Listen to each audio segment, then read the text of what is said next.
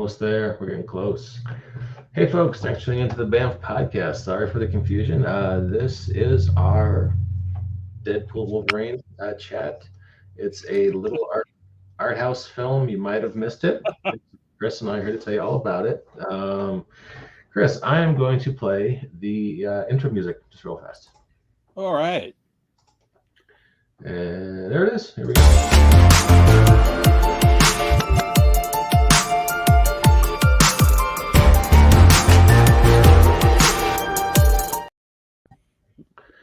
And like I always say, that little musical introduction assures you this is a high quality, high production value podcast. So Chris, Yes. Wolverine Deadpool is saving Marvel. It's the biggest movie ever released with an R rating. What do you think? You made a face when I said saving Marvel. So Well, I'm not so sure. It's a hopeful sign at least. okay. Because I processed it as part of the whole movie going experience, and before they ran Deadpool for us at Alamo, they ran the trailer for this next Falcon movie. Only now he's Captain America for some reason, and it's just Marvel may be like one of those giant ocean liners. It's going to take a while to turn that baby around. we could take hope that it's no longer aiming right at the rocks, but it'll be a while before any positive lessons that they've learned from Deadpool will take home. But like I said, part of the whole movie going experience. I went home and when I logged on my computer, the first thing that came up was the news about Robert Downey Jr. and the Russo brothers coming back. Yeah, and the very next day, Disney streaming laid off 140 people. Well, I hate to see anybody lose their jobs, but the world will be a better place without streaming. Yeah, Disney streaming. I don't think anyone really reports on just the sheer volume of really bad shows on every streaming network. But Disney streaming's had some real dogs. And I mean I have no political agenda, but I wound up watching a lot of them with my wife and kid because they like them. But the Mighty Ducks reboot without Emilio. I know. You see, I want to go. You're making that up. No. Well, he was in season 1. He wasn't in season 2. The National Treasure reboot without Nicolas Cage as a TV show, as a slow-paced, low-intensity TV show. And there's lots of examples. So I mean, it's not just picking on Disney. There's been a lot of streaming networks making really bad shows. It was kind of kid in a candy store there for a while for people who wanted to make shows on streaming. And at some point, they started to look at the metrics, and people weren't watching them, or we're just so. You look at it. I mean, has it really worked since it was anything other than there's Netflix and everything's there? No, it's when you have any new kind of marketplace or any new kind of conduit, you have the innovators, the imitators, and the idiots. That's kind of how it goes. And streaming is following that pattern as it kind of blossoms and then collapses. And I'm curious to see what it looks like in another year or two, if we're back to just one or two big ones or some other kind of configuration. So I don't know, but I mean, this is the first Marvel movie I know lots of people who are enthusiastic about and who want to go see it again. I can't nitpick this movie, but it's a kind of movie. It kind of reminds me of. Remember those old comedies like It's a Mad World, or yes, some of the '70s stuff like Cannonball Run. Just the barest filament of a plot and lots of little bits. Oh, hey, it's Dean Martin, and hey, there's Captain Moore, kind of playing James Bond, but not really James Bond. Oh, hey, there's Captain Chaos doing his thing. How about that, huh? Hey, there's and he's sharing after those moments together along this little tinsel of a plot, and you've got an entertaining movie that they literally just go from point A to point B, but it's really just kind of delivery mechanism for a lot of jokes and maybe one or two emotional moments along the way, but mainly it's it's delivery mechanism for jokes. So I don't know. That's my take on it. What do you think? Well, I, I, I'm, I had two main impressions. Number one was it was like I said, it was really good to see Marvel try to get at least show some signs of getting back on track. Because I mean, I try to be humble about the media that I would like to see versus the media that like anybody else would go see. Mhm. Like in my heart, I'm waiting for like the outlaw biker gang movie to come back.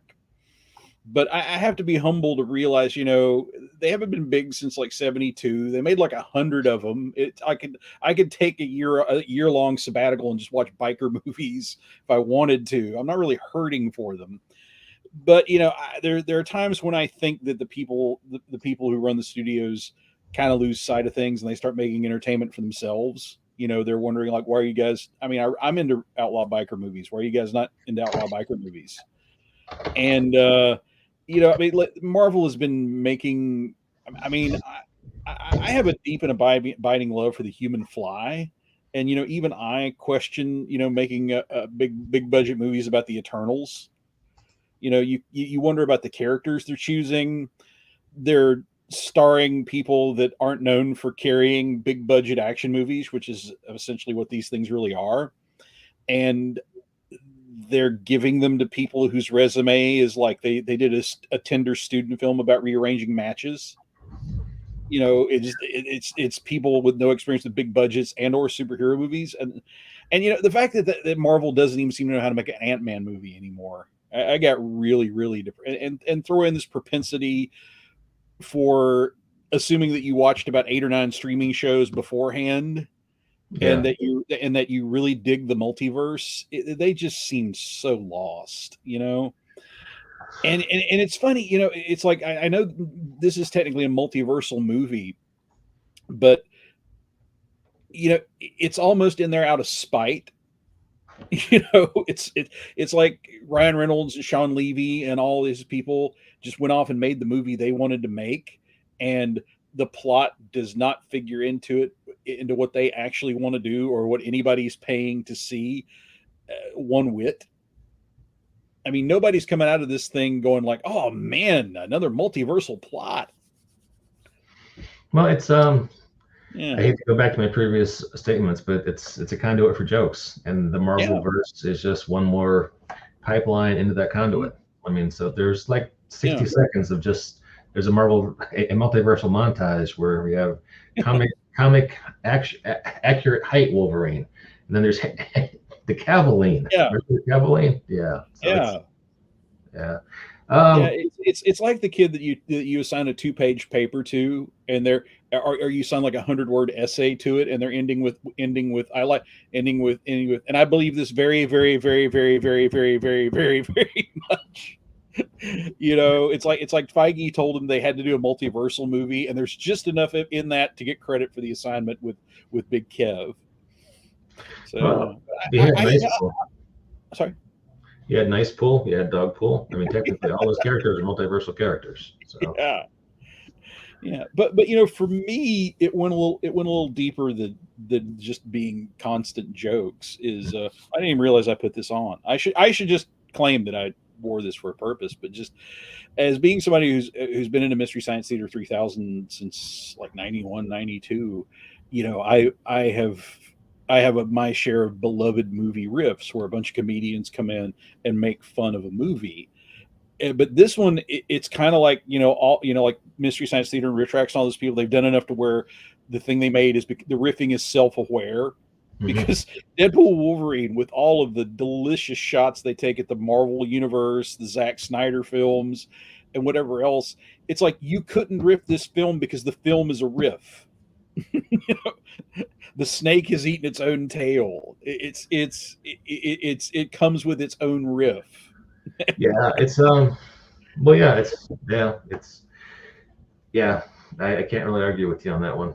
you know, I not to start plugging stuff too early, but in the last movie that my company Go Show Press put out, I wrote about Plan 9 from Outer Space, and it's my belief it's the touchstone for my entire Generation X. It made us all snarky, mocking movie riffers, And even I am amazed at Deadpool Wolverine. It's like our Frankenstein has come. And Well, there's a part of me that wonders, like, are other Alien franchises gonna look at this and try to copy it? I like is Kathleen Kennedy working on like wisecracking, foul mouth, rapping Yoda? I mean, She-Hulk was trying. I mean, even in the comics, She-Hulk and Deadpool have a lot in common with the whole "hey, we can see the fourth wall" thing. At least when certain people write She-Hulk. Yeah, The She-Hulk TV show, the finale, she didn't like what was happening, so she broke out of continuity and went to talk to the giant robot called Kevin. yeah. So it's they did the same thing, and I don't know if that show was good, bad, or indifferent. I saw the previews; it didn't look like it was gonna work for me, so I didn't watch it. Well, it not to get off too far off tangent, but like yeah, for me, most of the jokes landed. Mm-hmm. It had the misfortune of when it was bad, it was just really, really, really bad, Mm-hmm. and it didn't stick the landing. Mm-hmm. And if memory serves, that sucker was like 9 episodes. And each episode was like a ridiculous amount of money. It was, Yeah, yeah. If you're gonna drag out somebody for that length of time, you have to stick the landing. Now, yeah, on balance, I still have to say I liked it, but I can see where it left a lot of bad tastes in people's mouths. You really have to stick the landing after 9 hours, and they just didn't. yeah. Well, Netflix Marvel had that problem too. I mean, I really enjoyed the Luke Cage series, but season two, I'm like, I needed the finale to be a little better. But Mhm. there are a lot of good moments in there. But yeah, back to Deadpool and Wolverine. I liked it. I can't nitpick it. Actually, the one part of it, I was tempted to make a wisecrack. At the end, you've got shirtless, ripped Hugh Jackman, flexing before the camera, holding Deadpool's hands as they're doing something ridiculous for the sake of plot. And I'm like, all right, I know why this is in here. There's two demographics who are being serviced right now, and that's okay. Yeah. I don't mind, but they're dramatically cutting back to, hey, there's Hugh still sweating, and there's Hugh's still sweating. All right, man, I got it. I see what you're going for in this scene. It's very I'm there. So I kind of wanted to see Domino, but I understand why she wasn't there. They already had a pretty full cast of cameos. Same thing with Cable. Yeah. I mean, the large absence of so many characters that got introduced in the first two, it really does. That for me kind of sealed it. This isn't really a Deadpool movie so much as it is, a movie the movie that is its own riff, because that's the whole thing. But hey, credit full marks to Marvel and the people who made that. That's what people wanted to see. Yeah. I mean, it's just been so long. I've been able to look at a Marvel project and say somebody who isn't involved directly in the making wants to see this. Yeah, that's fair. It would have been nice if TJ Miller was there in some context, but I understand that when you call him a fake bomb threat on Amtrak, it's hard to get Disney movies after that. So yeah. Yeah. I mean, I'm not. I can't keep track of who's been canceled lately, but I mean, didn't he have some really skeevy stuff? I don't want to falsely accuse him, but then there's some other skeevy stuff attached to him. There were some allegations, but I wasn't joking about that last thing. He got in an argument with a woman on an Amtrak train, and just to mess with her, he called in a bomb threat to Homeland Security on the train he was on. Wow. So I don't know if they're canceled, but I don't think anyone wants them on set after that. So yeah. There's things you just can't do and get invited to come to Christmas party. So, but yeah, I don't know. Yeah, are you familiar with the comedian Dana Gould? Boy, that sounds so familiar. He's pursuing one of his comedy muses right now. It's like he set up a fake talk show where he's playing Dr. Zaius from the Planet of the Apes movies, but he's doing he's doing Dr. Zaius as like this old showbiz hack with all like these over the top showbiz stories. About the night that he hit a drifter and found himself in Dean Martin's front yard. I mean, they're just and it just so that's kind of my own personal measuring stick. When a real life celebrity has something attached to them, and it sounds like a Dana Gould as Dr. Zayas story, there you go. You've gone too far. Yeah, I mean that T.J. Miller story. It sounds like I was making it up, but no, he did that. I don't know if bath salts were involved or what, but yeah, it's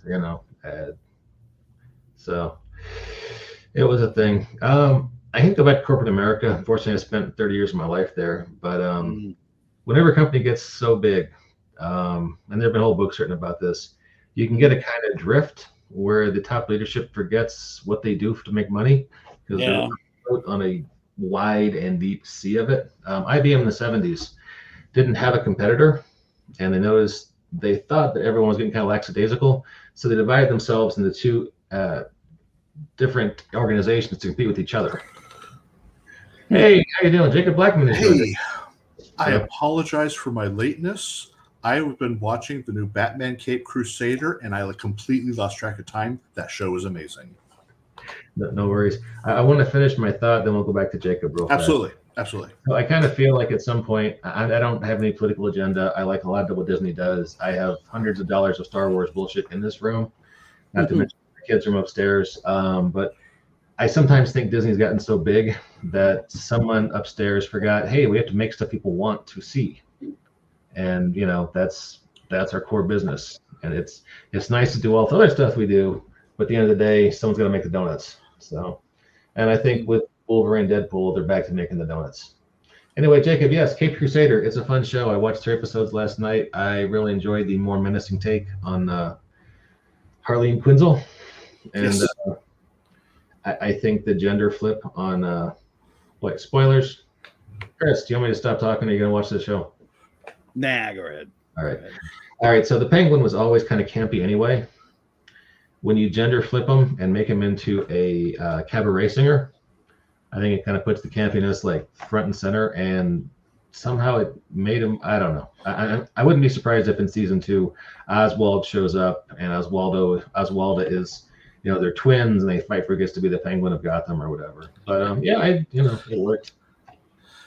But we're here to talk about Deadpool. Sorry. So Chris and I were just saying this movie sucked and was really awful, and we're surprised anyone wanted to see it. Jacob, what do you think?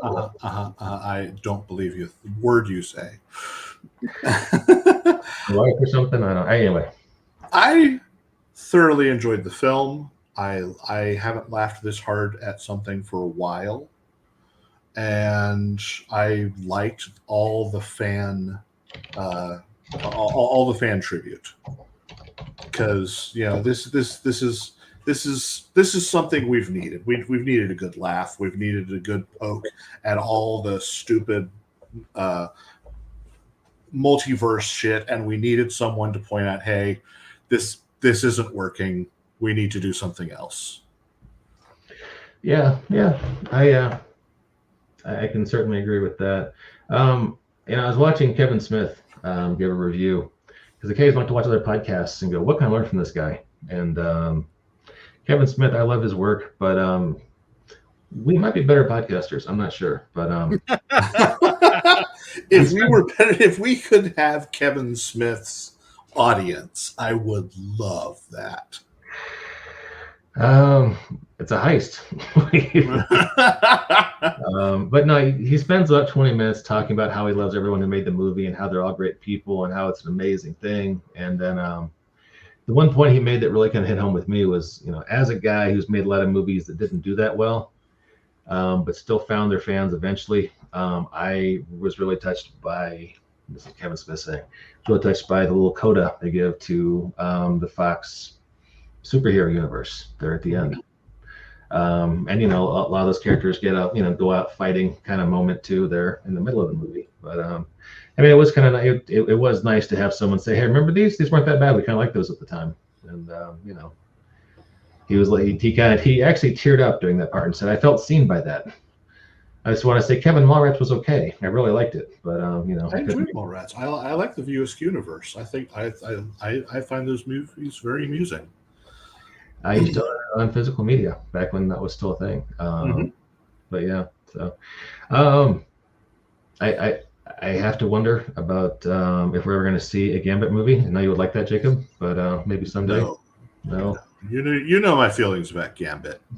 What are your feelings about They Gambit? could have left Gambit out of this thing. Okay, I do have something I want to talk about in regards to Gambit. The fact that who they cast for Gambit. That was always the person who was fan cast for Gambit. Well, he actually was. He actually signed into a movie. He was supposed to play that guy. Yeah, he was supposed to play. He was supposed to play he was supposed to play Gambit, but the fact is they had a cast for Gambit that they could have tapped, but I don't think he wanted to go anywhere near Disney after the way they fucked him. Well, all right, you got to tell this story now because I don't have the context. What are you talking about, man? Okay, so we had a Gambit cast. You're talking about Taylor. In Wolverine Origins. Taylor Kitsch played Gambit. It was a relatively small part, but noteworthy. People enjoyed it. And that is a person they could have brought back for this. However, Taylor Kitsch was also the star of an incredible, good movie called John Carter, which was a great movie. And look at him, he's dreaming. And Disney fucked it. They were prepared to have John Carter of Mars, the Warlord of Mars, as an entire movie series, a new franchise they could tap and make lots of movies. And then at the very last minute, they decided, no, we don't want to do this. We want to go another way. So they changed the name. They didn't call it John Carter of Mars or Warlord of Mars. They just called it John Carter. And that, in and of itself, confused people because they're like, who's John Carter? Only the people who have read the books know who John Carter is and what an important character he is to science fiction in total. And because of how they fucked Taylor Kitsch, I don't think he will ever want to work for Disney again, which is why I don't think he showed up as Gambit in this, why they went with Tatum. So I'm getting the impression you might have strong feelings on this subject. I loved John Carter. I would have loved a John Carter series. I love the books. I think they're amazing. They're important to science fiction. I think they could have done a lot with that series as a movie, and I thoroughly blame Disney and its background politicking for its failure. Wasn't there like a change in studio leadership or something like that? Chris, you would know, right? Well, I default to the essay that Sarah Lyon wrote about it for Fantastic Flops because she's the only person I know that has that. Well, okay, and I have a good friend who was part of the special effects house that went bankrupt doing the SFX for after this thing flopped. So, those are the only three. This is like everybody in my orbit that has strong feelings about it. Sarah seemed to feel it had more to do about the fact that you let a director who had never done an ad campaign do an ad campaign. And she says the fact that, like, unless you grew up worshiping these books, like the first two trailers gave you no idea what you were going to see or why you should want to see it. All they would have had to do is change the name during the advertising campaign. If they had called it John Carter, Warlord of Mars, people would have gone to see that movie. So anyway, it doesn't make me want to see it. It doesn't make me want to see it any more or less. And I'm actually old enough to be at least vaguely aware of who this character is. I'm thinking more when the Lone Ranger film failed, and there were critics that were like, "You mean people don't have a huge interest in Depression era radio stars anymore?" So I don't know. I don't know. I didn't. I don't know. I gotta tell you, They let me make $1 million movies, and maybe that's a good thing. I've been listening to Radio Classics on Sirius XM. Please sponsor me. And there's some weird stuff on the radio from back in the day. I was listening to a Superman and Batman team up from the 40s, late 40s, and someone had kidnapped Robin and had kidnapped a second boy gymnast from a local high school and was dressing him up like Robin, having him commit crimes while the real Robin was their hostage somewhere. And Bruce and Clark were investigating this by driving around from house to house in Gotham City, knocking on doors and just asking questions and doing the old Joe Friday routine, trying to solve this mystery. They're like, doesn't one of you fly? Doesn't one of you have X-ray vision? What? This is 5 minutes job, right? Yeah. But meanwhile, they're talking to people. Talking to this is McNulty, you're little Jimmy's neighbor, huh? Can we help you carry those groceries in? Oh, look at this. Oh, it's a beautiful dog you got. And I'm just, that's radio. So, yeah. But yeah, back in Deadpool verse. Deadpool Wolverine. This is a show. This is a movie you cannot recreate in RPGs. No, unless you've been running a 20-year campaign. I thoroughly enjoyed the love letter to all the Fox films, because those films really did keep the superhero genre running in a time when that was pretty bleak. Unfortunately, they suffered a lot from the superhero movies that were popular at the time, which were the dark, gritty ones. So Daredevil had to be dark and gritty, and even to some degree, Blade, of course, is being Blade. Hopefully, someday they'll make a British Blade. I loved the joke of the one and only Blade. Are they still making the Mahershala Ali Blade? As far as I know, they're still making the Mahershala Ali Blade. Okay. We'll see how that progresses. Speaking of here's Deadpool in cookie form.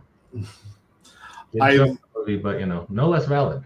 As my roommate Tom and I were leaving the studio, we were in fact joking about the fact that, well, it probably helped that Daphne Keane was already on set, so they could just ask her, "Hey, Daphne, now that you're done with that whole Jedi thing you're doing, and they've killed your character over here, why don't you just change your wardrobe, come over here, and play X-23 again?" She was in the Acolyte? I didn't know. She was one of the young Jedi in the Acolyte. Yes, I had no idea. But is there anything that's failed as hard in modern superhero movies as the attempt to pass the torch to younger actors?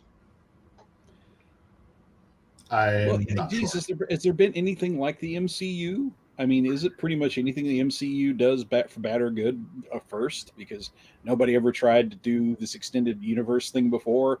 Nobody else has come close to being as successful. And when it inevitably failed, it was going to be the first failure. And I cannot doubt that if they learn the right essence from Deadpool, maybe they learn a lesson in how to keep it going.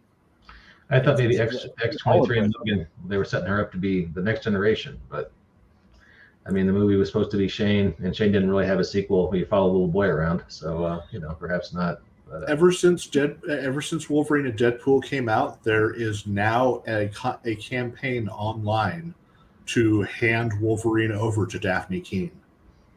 It's not a bad idea. I mean, she's in Disney now, and they're trying to be young Avengers, apparently, anyway. So it's Laura is going by Wolverine in the comics, so it would be a logical progression, and she could join the Young Avengers group that's being formed by Miss Marvel.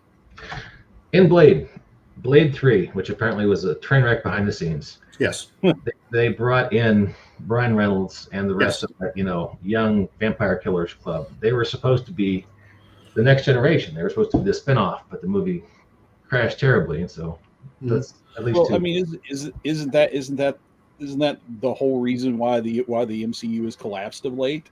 It's an audience that still wants to see Robert Downey Jr., Chris Evans, and there's somebody deep in the bowels of Marvel that thinks that like a third big push for Ms. Marvel is the tonic. Well, You know, I mean, it's like, you know, the audience has made it clear who they're fair or not, whether or not it suits anybody else's preconceptions or what they think we should be watching. The audience has spoken about what they want to see. They want to see movie stars in big budget movies made by people that know how to make them.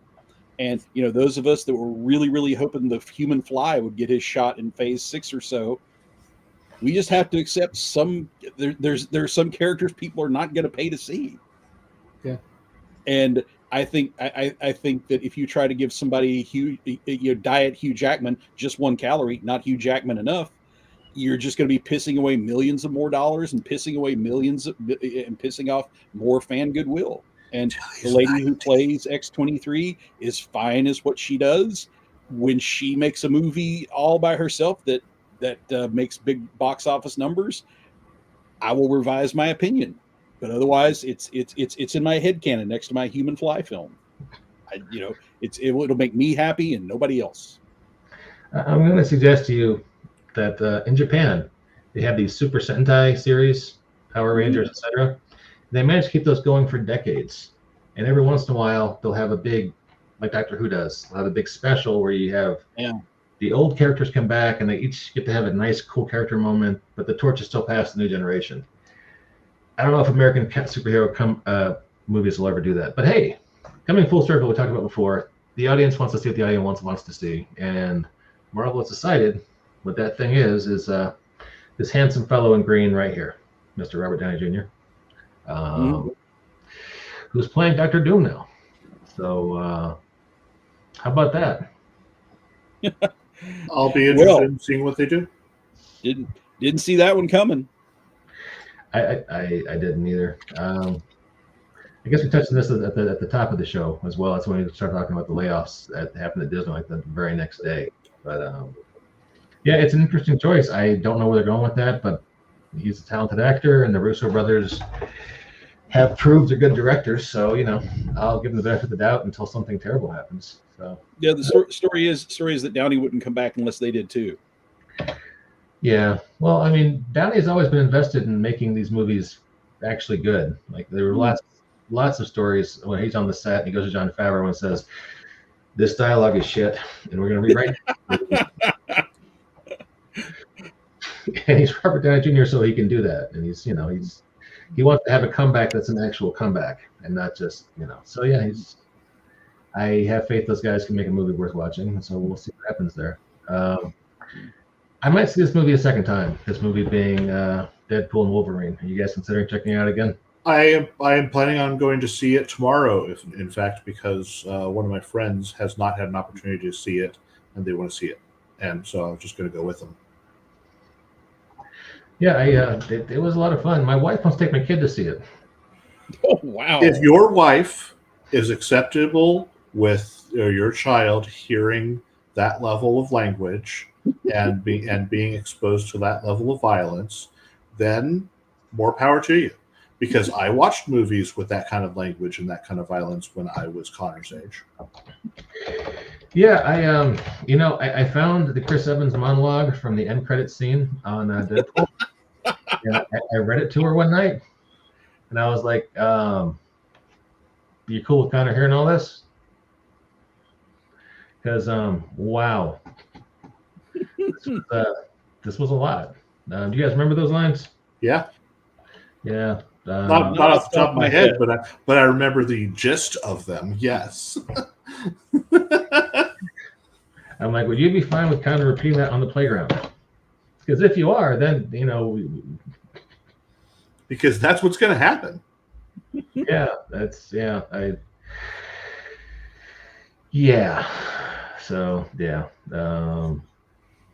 I hate to confess, I was looking for that monologue while I was talking right now, and I was stalling trying to find it so I could read it on the internet. Are you ready for him to grab your shirt sleeve and ask you what pegging is? No, I am not. Also, that scene where he's having his party or whatever, and the TV agents show up, and he's like, "All right, strippers, this is happening. I need lots of eye contact." Yep. You're like, "Daddy, what was that scene about?" I don't know what to tell you. And I mean that's only one of like 10 or 20 scenes where you can have that conversation with your kid. So like, it's R-rated for a reason. Your kid probably shouldn't go. So yeah. But yeah, the opening musical scene where he digs up Logan's adamantium corpse and kills the squad of TVA troopers while doing a dance routine to Bye Bye Bye by some boy band. Was that Backstreet Boys, Jacob? Do you know? It's the Backstreet, Boys to Men, whatever. It's one of those made up thousands of random guys. It's in sync. Who cares? Their fans care, Jacob. Their fans. This movie taught us one thing, and it might have. It's got respect. I'm cracking myself up. I'll stop now, guys. Forgive me. Sorry. Some of the jokes are just for me. So yeah, I was talking to Ross Watson, who is another RPG guy. He goes to my local dog park. Ross writes for Warhammer and various other RPG things, and I'm like, I know you're a guy who wrote for Aaron Alston and Strike Force and various other superhero products, but I don't think you could ever recreate the feeling from this movie at the gaming table. There's just no way, unless you've been running a 20-year campaign. Yeah. You've got all those callbacks you can do. I just don't think you can, So, and there are no rules of mutants and masterminds or icons or even hero systems I know of to handle musical montages during combat scenes. So, I'm not sure how you roll the dice for that. So, my 2 cents on that subject. You guys feel free to disagree. You're arching one eyebrow, Chris, like Leonard Nimoy when Shatner is improvising too much. You're talking about games, and I'm like, when it comes to that, if the player is willing to do the actual singing at the table to go along with whatever they're doing, they get hero points. So yes, there is a mechanic in Mutants and Masterminds that'll accommodate you. If you go that extra mile and you put in the extra work for role play, you get hero points. All right, fair enough. Good umbrella rule would cover a lot of things. So yeah. So Chris Evans was actually offered cue cards for that final monologue in Deadpool, when he refused to reprise that entire thing. So, considering his origins are in comedy, I have no doubt. Because that's the thing about Chris Evans. When they cast him as Captain America, me and my friends did a double take. We're like, because the first thing we ever saw him in was not another teen movie. And after that, the other movies we're talking about are also, he was the comedy relief character in almost everything he was in, because he was the comedy relief character in Losers. He was freaking Johnny Storm in the Fantastic Four. So he was always the chucklehead character. So I have no doubt he's the kind of guy who could spout dialogue like that right off the top of his head. Yeah. Fair enough. Cassandra Nova. I don't think we'll ever see her again. Yeah. I don't. She's not a popular character. Well, I mean, she's sexy sexy female Charles Xavier. They're both. Okay. Considering how she was supposed to be drawn in the original comics, sexy is not a tag I would put on her. Well, yeah, but it's the movies. Everyone gets to be sexy. Amanda Waller gets to be sexy in the movie. Yeah, she Hollywood homely. Yeah. Yeah. But I mean, she's kind of a mustache twirler as far as she's two-dimensional villain. I don't think we're gonna see her again, but she was kind of fun in this. I have run out of things to say about this movie. Chris, back to you. Closing thoughts. I didn't want to let the thing pass that missing. Yes, it is very, very, very funny, and it's probably a bit too long. But when the film starts mocking that in the film, I'm not. Yeah, it's like. Can you really even make many note of that yourself when they're making fun of that? And well, okay, I can finish with a weird story. Um, during the sixth season of the original run of Mystery Science Theater 3000, they did a true oddity. They did a film called Zombie Nightmare, which was a horror film made by a one of a kind performer named John Mickle Thor, who on part-time has his own heavy metal band called Thor. They're all over the soundtrack. He's the star of the movie. And the rest of the time he does a muscle man act in Vegas, where the highlight is he takes a plastic hot water bottle and it makes it explode just with the power of his lungs. One of a kind performer. And they make great sport of his movie. And one of the things that they completely have a good time with is his nemesis is this whiny, petty, stringy-haired gang leader. And all his dialogue is like when a waitress rejects his pass, his comeback is, "Oh, you will have it, and you will love it." And I'm retroactively in love with the fact that whiny, over-the-top gang leader is Sean Levy, who directed and wrote and co-wrote Deadpool and Wolverine. And I just can't get over this minor MST villain just made the biggest movie of the year. You're muted, Mike. Old Metalhead. I remember Thor from like Circus and Hit Parader magazine in the 1980s. I never actually listened to him, but I knew he was out there. I knew there was a movie, so I didn't realize that was Sean Levy. That is kind of cool. Jacob, you came in late. What are your thoughts? You get the last word. I found this a thoroughly enjoyable movie. I liked, like I said, I liked all the fan call outs, all the call outs to our past Fox Universe superhero films. I too am multiverse fatigued, because ultimately, if it doesn't have to do with the main universe, what is the freaking point? I am tired of the TVA. I was always tired of the TVA. I was tired of the TVA before they introduced the TVA to Loki. Frankly, when you introduce an organization like the TVA, people who control time and reality to the point where they use the Infinity Stones like paperweights, the plot device of the entire first story arc of the entire MCU. When you have a group like that is at that power scale, what is the fucking point of anything else? I hate the TVA. They should not exist. No organization should be in control of time. That is reasonable. So, I'm glad he killed a lot of time. I'm glad he killed a lot of TVA agents. And I hope we never ever see the TVA again, because frankly, we don't need to see them again. I like the movie. I like Ryan Reynolds. I like this Deadpool. I hated Deadpool when he first showed up in comics, because Liefeld was just a child with how he created him. Oh no, it's Deadpool. He's such a badass. He's so dangerous. What? Who? What? and suddenly we get a better character out of him when a new writer takes over.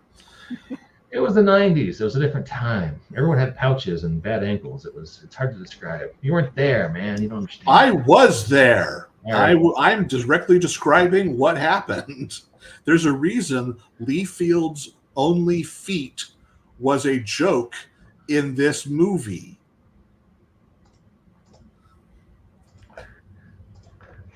And that's a perfect spot to end. Everyone, thanks for checking out the BAMF podcast. Usually I direct you to my Patreon, but I am currently having to prove my identity to the good folks on Patreon. because we have the explicit tag on here specifically, so Jacob can come here and say "fuck" whenever he wants. Because I I have that tag. apologize for the excessive fucks, but I felt justified because I loved those movies. I'm very passionate about my love of certain genre films. I feel you. I feel the same way about Battle Beyond the Stars. Okay. And speaking of things near and dear to our heart, if you lovely people would check out the link at the bottom of our page, my small but mighty publishing imprint Ghost Show Press is getting ready to launch a Kickstarter for Volume 4, and everyone's gone to the movies, and you can learn more about it and back us at the link there. And if you're so inclined, kick in a few bucks to make the book happen, or at least spread the word. And then always well written. Thank you. I have tremendous friends. Yeah, if you like. These are good books. They're well written. Thank you. They are people who love the genre, love these movies. It just yeah, you can tell the passion. Not to put too fine on it, but for anyone who's ever picked up one of these incredible tomes, they smell vaguely of lemon and sandalwood. It's nice to leave all around the house, just kind of brightens the mood. Also, it contains an anthology of some of the most insightful, entertaining movie criticism of various movies, some of which you may not have heard of, that you will likely encounter anywhere this side of Roger Ebert's grave. So, God, you'd be a better person for it. And we'll be kickstarting this very, very soon. So, anyway, thanks everybody for checking us out tonight, and we'll catch you next time on the Band Podcast. Forgot the camera was over here.